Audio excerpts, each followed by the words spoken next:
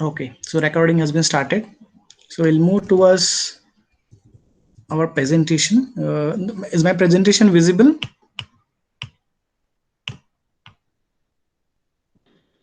Yes, sir. Okay, so we are in analog and digital device application, electronic science, FIBSc paper number 2. In last, we have seen the IC555 timer, where we have seen the block diagram of IC555, internal block diagram, IC555 as a monostable multivibrator, as a stable multivibrator. Today we are going to see how the IC555 will be act as a bistable multivibrator. So again, I am giving you the IC555 timer block diagram because this is very important block diagram. This diagram will tell you how the circuit in different application will work. So this is very important, where you guys know that the why 555 name is given, because there are three 5K register. That's why it is a 555 IC, where it is connected in between 8 and 1. So you can say that the output from this particular 555 resistive divider circuit, the first output goes towards the op amp as a comparator number 2. The second output goes to the op amp as a comparator number 1. So this will be the reference voltages from this 555. If you look at the input of the comparator number 1, the input is connected to the non-inverting terminal. So where you can see that the supply, or we can say the reference voltage, will be here as this is a one resistor 5K and divided by three resistor, that are three 5Ks. So one third voltage, one third VCC will be available at the non-inverting terminal of this comparator number 1, while at the inverting terminal of this comparator number 2, the voltage will be two-third. This is due to the potential divider rule. So the reference voltage for the comparator 1 at non-inverting terminal is one third VCC, and comparator number 2, this is inverting terminal, that is two-third VCC. So this comparator number 1 is given to a flip-flop. It will be act as a input S, and comparator number 2's output will be given to the input of the flip-flop. It is act as a R, that is called reset. As you know, S and R, these are the inputs of the flip-flop, where if the S is equal to 1 and R is equal to 0, flip-flop's output will be 1. Here the Q bar is connected. So Q bar is connected because of the transistor over is there, and it is given to the output driver, where the negation of the Q bar is going to give to the output driver. So finally output driver will get only Q, because the negation is available at the output driver's input. So Q bar's bar become a Q.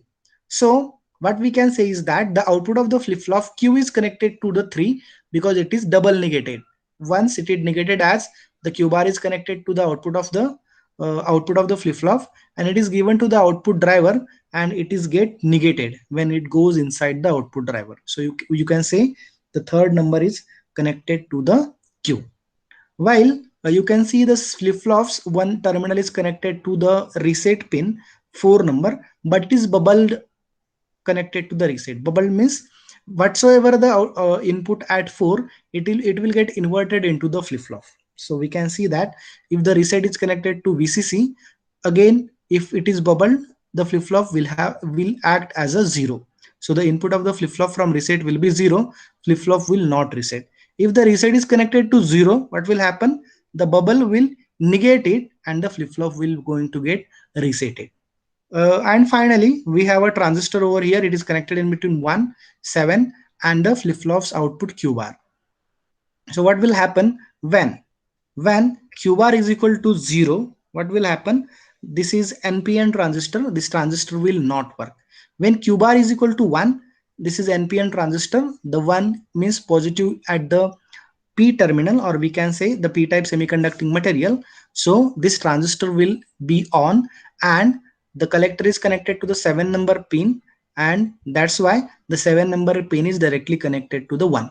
So in this way, when the capacitor is connected, one terminal of the capacitor is connected to 7 number pin, it discharges that capacitor through this transistor to the ground. So that's why the 7 number pin is called as a discharge.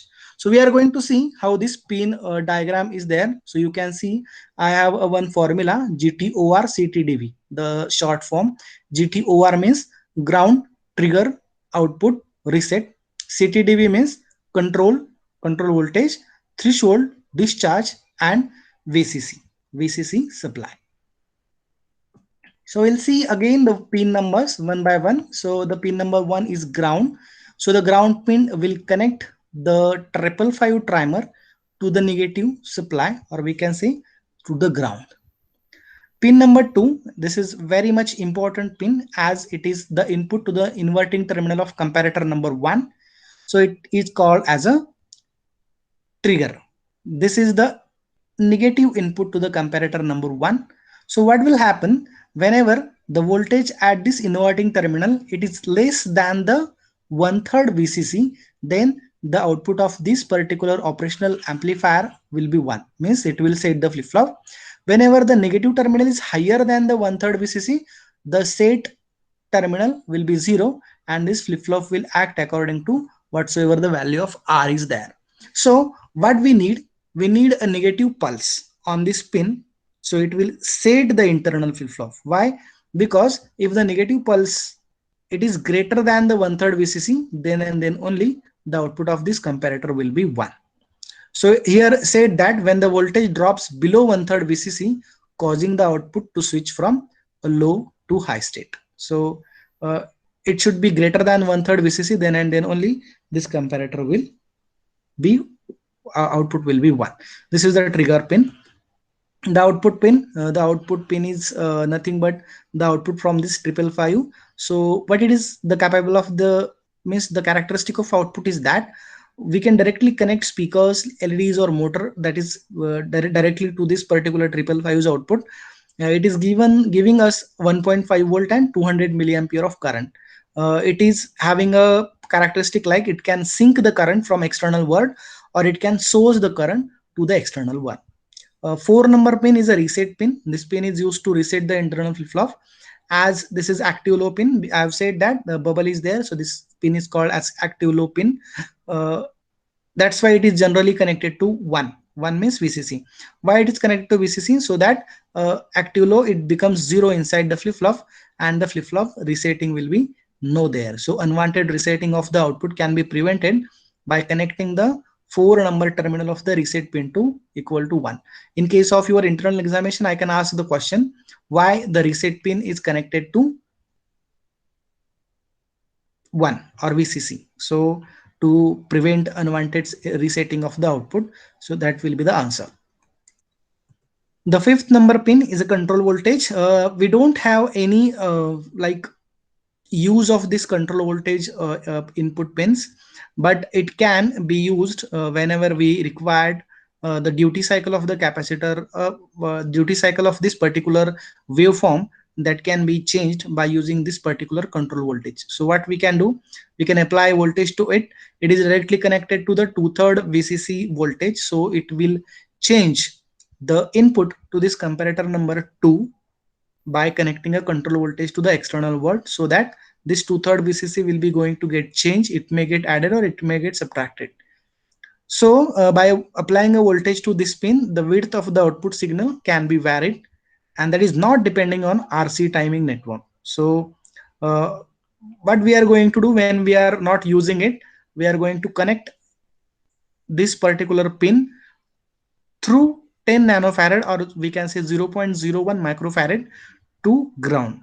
So what the capacitor will do, this capacitor will eliminate if any noises in there because of this 2/3 VCC directly connected to 5.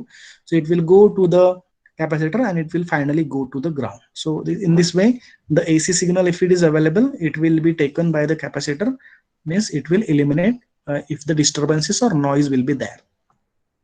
6 number pin, that is a threshold pin. This is the positive input to the comparator number 2. Again, this is playing very important role as this will be the input to the comparator number 2, and comparator number 2's output is a reset pin to the flip-flop, or we can say R pin to the flip-flop. So it will reset the flip-flop by if the comparator number 2's output, if it is high. So when it will be high, when the positive terminal is greater than negative terminal, or we can say 2/3 VCC terminal, then it will be high and the flip-flop will get reset. The 7 number pin, as I already told you that the 7 number pin is directly connected to the collector of the NPN transistor. So what it will do, it will just connect the 7 number pin to 1 whenever the transistor goes into saturation. So connect pin number 7 to pin number 1 means it is connecting the pin number 7 to ground. So if the capacitor is connected to pin number 7, the one terminal of the capacitor is connected to pin number 7, it will take path of that particular capacitor to ground. So it will discharge the capacitor. So that's why the 7 number pin is called as discharge. And while the VCC, the one thing is remaining that whenever the capacitor is discharging, at that time the output means the Q bar is equal to 1. So Q bar is equal to 1 means if after negated, the output driver will be equal to 0 and the output of the 3 will be equal to low. So whenever the output is low, your capacitor is discharging through this transistor from pin number 7 to pin number 1.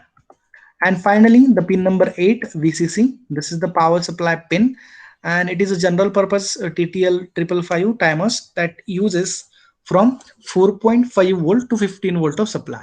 So the socket from this 555 timer socket, it will run from 4.5 volts battery towards the 15 volts variable supply. Now the last multivibrator, the 555 multivibrator from our syllabus, is a bistable multivibrator. So what we have seen is a monostable multivibrator where a single pulse, it will trigger the output for a small amount of duration that is given by a formula. I have explained that with an example of a bell that is outside our home. When we press the switch for a small moment, the bell ring and it will get stopped. So what we have seen is the graph where we can take the values of capacitor resistors so that we can increase the time duration up to 5 seconds. So if we press the key outside our house for 5 seconds, the bell can be ring, and after that it will get automatically off. So this is the monostable multivibrator. In case of a stable multivibrator that we have seen in the last lecture, where we are getting the charging and discharging of the capacitor side by side, so that we are having a rectangular pulse or rectangular waveform at the output of pin number 3. So where the states are what we call them as a stable, means they are free running square wave where the frequency is depending upon R and C. There are external resistors is connected and the capacitors is connected. On that, the value of the frequency will be. Now we have to see the bistable multivibrator. So what we have achieved is that in monostable multivibrator we have a single state that is stable one. How we are unstabling it? By giving the pulse, we are unstabling it to have stable for a few seconds, and then that is becomes a 0. In case of a stable multivibrator, the two stables, or we can say the device with two absolutely stable state, we can have using bistable multivibrator. In case of a stable multivibrator, it was going up and down, zeros and ones, means we are not having any stable state. In monostable, we have only a one stable state. In case of a bistable multivibrator, we have a two stable state. So it is the extended version of monostable, where monostable requires only a one pulse to keep it on, but automatically it goes to off. In case of bistable, we require two switches. One switch will make it on, it will be there for forever. Then the second switch will be there, it will make it off, so it will be again there for forever. So in this case, we have a two stable state. It will stays in the same state until and unless an external trigger input is supplied. So we have to see in detail how this bistable multivibrator will be using IC 555. So generally, a bistable multivibrator will stay low unless and until a trigger signal is applied to it. It will stay high again after pressing the trigger signal. It will go high and it will stay there for forever unless and until a reset signal is applied. So what we need two signal, a trigger signal and a reset signal. So as you know, trigger signal is pin number 2 and the reset signal is pin number 4. So bistable multivibrator are also called as a flip-flop, or we can say latches. Latches means it will be for the state will be for forever in case of latch. In case of a flip-flop means it will remain in that state unless and until next trigger pulse is applied. So flip, it will remain in a one state. It will be there for another trigger pulse is applied. Once the next trigger pulse is applied, it will become a flop. So it will become 0 1 0 1 whenever the trigger signal is applied. If not, 0 remains 0 forever or 1 remains 1 forever. So this is the socket of the 555 socket, one of the easiest socket from the 555 because it needs only two resistors, two switches. As we have know, the 5 number terminal is called as control voltage. So control voltage is directly connected to ground using 0.01 microfarad capacitor. It will eliminate noise if there are any.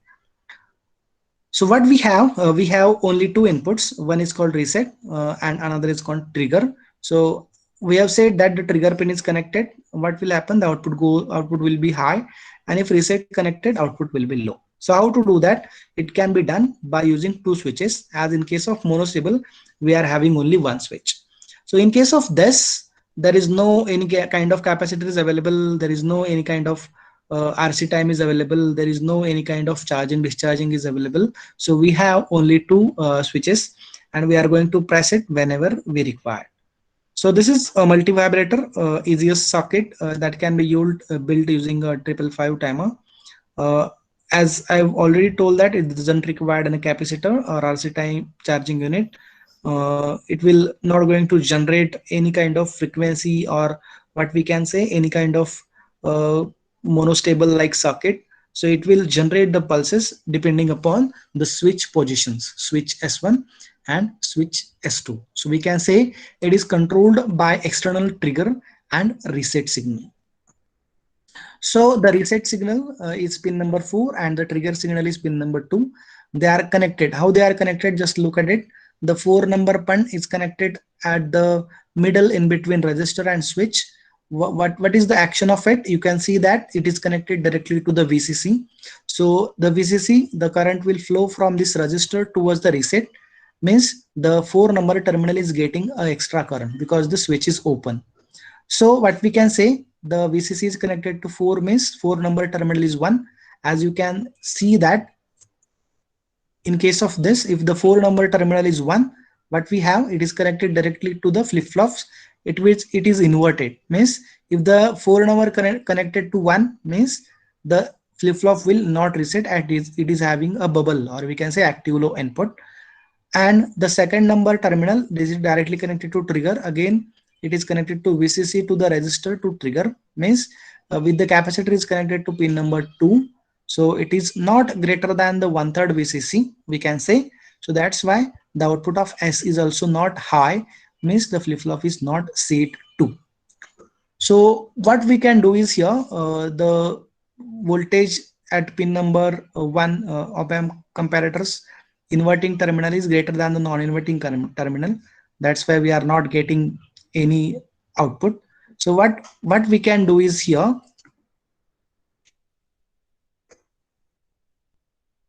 why we have connected the reset pin in such a way that we can give us the reset signal by using the switch S2.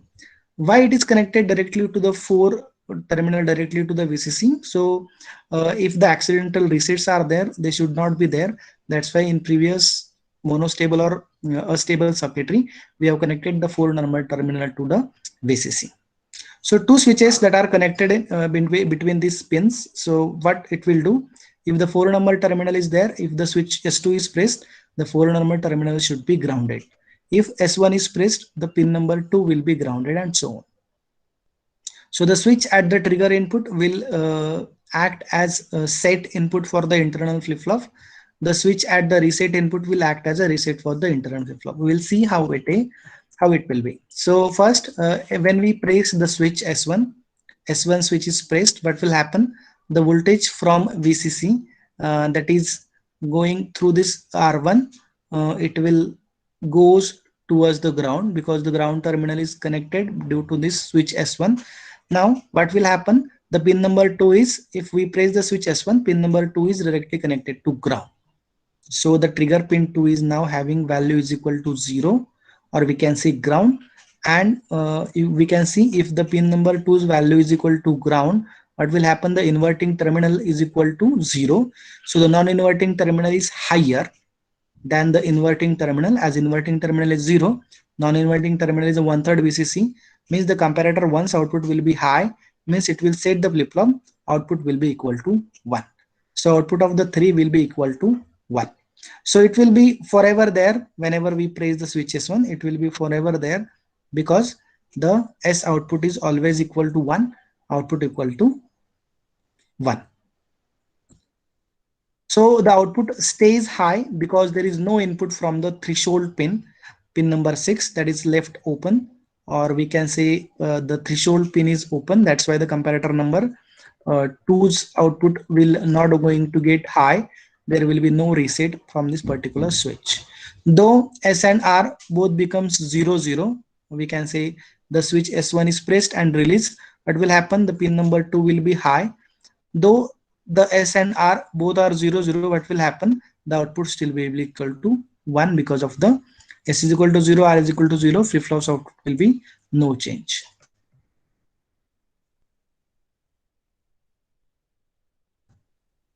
So we can say that the output will remain there high, because of the 6 terminal connect. No, there is no connection for 6 number terminal.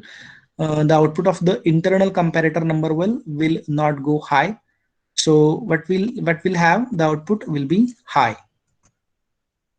You can see here in the socket the pin number 2's action we have seen. If we press the switch, trigger pin 2 is connected to ground. So what will happen? This trigger 2 in inverting terminal is greater less than the non-inverting terminal. Output will be high. It will be set for forever. Now when we press the switch S2, as we are disconnecting this pin number 6, so there is no comparator 2 that will be in action, because it is always equal to 0, because 2/3 VCC is always greater than the unconnected connection. So R will be always equal to 0. So from where we are going to reset this particular IC555, we are going to use the pin number 4, that is a reset pin. So when we press the switch S2, what will happen? This reset pin will be directly connected to the ground, and you can see if we press the switch, 4 is terminal connected to ground, but we can see the reset number pin 4 is equal to 0. It will go inside this internal circuitry. If there is a bubble, so it will invert it. It becomes 1, and it go inside the flip-flop. So if the 4 number pin is becomes 1 for the flip-flop, what it will do? It will reset the flip-flop, and the output 3 becomes 0. So this pin is internally connected to the reset terminal of the flip-flop. So when this signal goes low for a moment, the flip-flop receive the reset, and it will reset the flip-flop. Output will be equal to 0. So these are the waveforms that are coming from the bistable multivibrator. You can see here, when the trigger input is pressed, it will go from VCC to ground. At that time, the output will be, it will go from 0 to VCC. So it will be high. So it will be forever, whenever there is reset, that is the input when S2 is pressed. When S2 is pressed, what will happen? The output will go from VCC to 0. So there are two states, and these are the stable states. Whenever there is trigger, the output will go to high. Whenever there is reset, the output will go to low. So we can say we can control both the state. So that's why it is called as a bistable. So the output will become low and stays there until the trigger is applied. The waveform of the bistable mode of operation of the timer IC555 is shown in here. So using trigger pulse, we can set the output from 0 to VCC, and using reset pin or switch S2, we can take the pin from 1 to 0. So this is the bistable multivibrator circuit using IC555 timer. So thank you for listening my lecture. This is from syllabus. So if you have any queries, you can ask. I'm stopping the recording now.